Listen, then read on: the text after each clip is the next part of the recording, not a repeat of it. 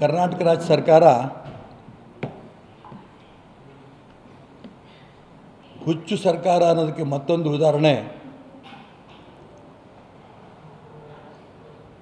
ಇವತ್ತು ಚಿಕ್ಕಮಗಳೂರು ಜಿಲ್ಲೆಯ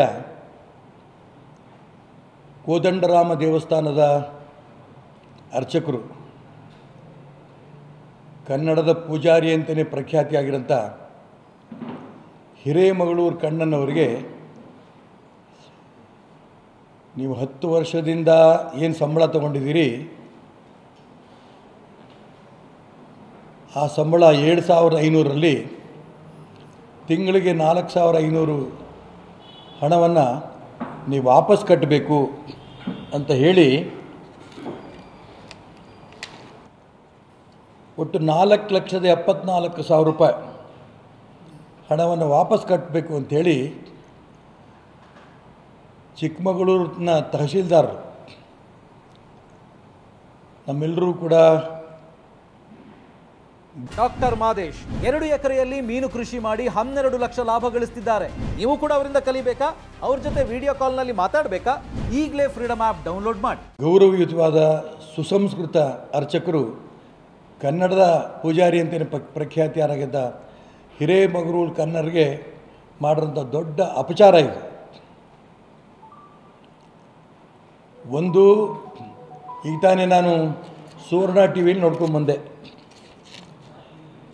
ಹಿರೇಮಗಳೂರು ಕಣ್ಣನ್ ಹೇಳ್ತಾರೆ, ಈ ರೀತಿ ನೋಟಿಸ್ ಬಂದರೆ ನಮ್ಮ ಸಂಸ್ಕೃತಿಯ ಗತಿ ಏನು, ಅರ್ಚಕರಿಗೆ ಈ ರೀತಿ ನೋಟಿಸ್ ಬಂದರೆ ನಮ್ಮ ಸಂಸ್ಕೃತಿಯ ಗತಿ ಏನು, ದೇವಾಲಯಗಳ ಗತಿ ಏನು, ಅರ್ಚಕರ ಗತಿ ಏನು ಅನ್ನೋಂಥ ಮಾತು, ನೊಂದಂಥ ಮಾತು ಹಿರೇಮಗಳೂರು ಕಣ್ಣನವರು ಈಗ ತಾನೇ ಟಿ ವಿನಲ್ಲಿ ಅವ್ರು ಹೇಳಿದರು. ನಮ್ಮ ಸರ್ಕಾರ, ಕಾಂಗ್ರೆಸ್ ಸರ್ಕಾರ ಆದಾಯದ ಮೇಲೇ ಸಂಬಳ ತೀರ್ಮಾನ ಮಾಡೋದಾದರೆ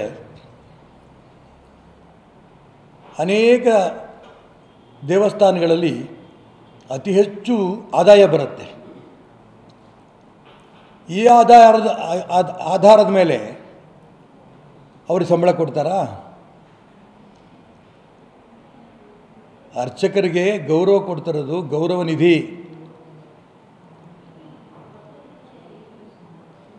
ಈ ರೀತಿ ಅರ್ಚಕ ಮಾಡ್ತಾರಂಥ ಅಪಮಾನ ಇದೆಯಲ್ಲ, ಇದನ್ನು ಹಿಂದೂ ಸಮಾಜ ಯಾವುದೇ ಕಾರಣಕ್ಕೂ ಕೂಡ ಸಹಿಸಲ್ಲ.